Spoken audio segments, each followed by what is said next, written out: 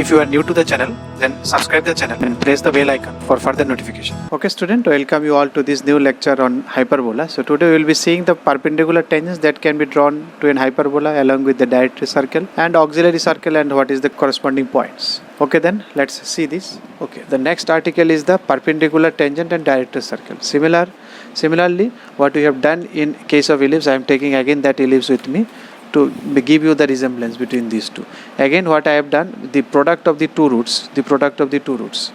What it was y square minus b square. Instead of here, it will be y square plus b square in case of hyperbola. That's it, nothing else.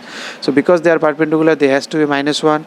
So this has to be minus 1. So you find this is the condition. This one, you got it. So this is the condition to draw a perpendicular tangent. If you want to draw a perpendicular tangent from a point x1, y1, so this condition has to be satisfied.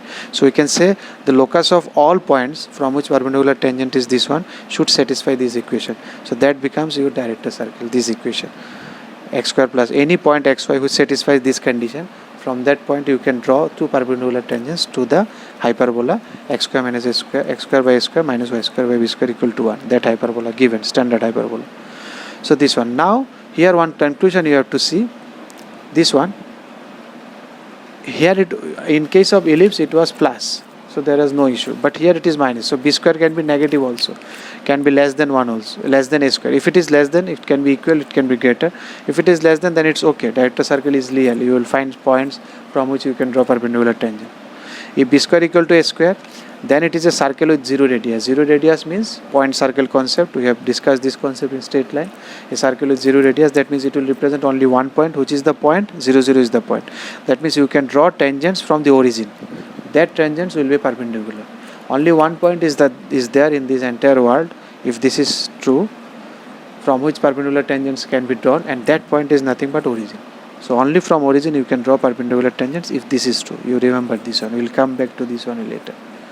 If b square is greater, then this circle is imaginary circle, no real radius. So the circle is imaginary. That means you cannot draw any perpendicular tangents, a pair of perpendicular tangents from any point to that hyperbola, given hyperbola.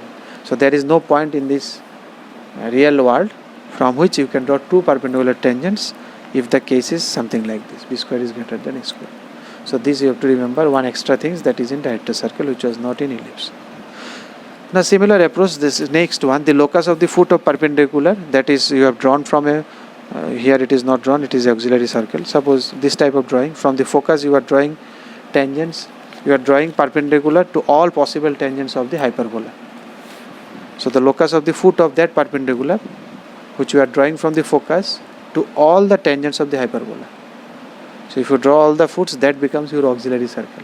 The similar way you proved, so that's why I am not proving. There will be no difference at the end because y is not there, b square is got cancelling from both sides, so you will get only this one, x square plus y square equal to a square. So same as your ellipse. So this is the auxiliary circle. If you take this is circle, because this length is a, this length is a, so auxiliary circle is the dotted one which will touch these two vertices and this one. And this PQ, because it will come back to this one in parametric form later stage. So you think this P and Q are the corresponding points. In case of ellipse, this AB was the corresponding points. In case of ellipse, this. And how this, that we will see, because this PQ will give you parametric form, we will see. For now you remember this one.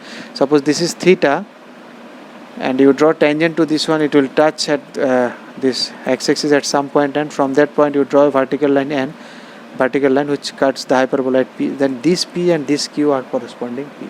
Because this P, if you write in parametric form, you will get some theta. That theta corresponds to this theta, angle of this Q with the origin. That's why these two are corresponding points. We will see this one in parametric form. If you like the video, then press the like button and please give your valuable comments in the comment section.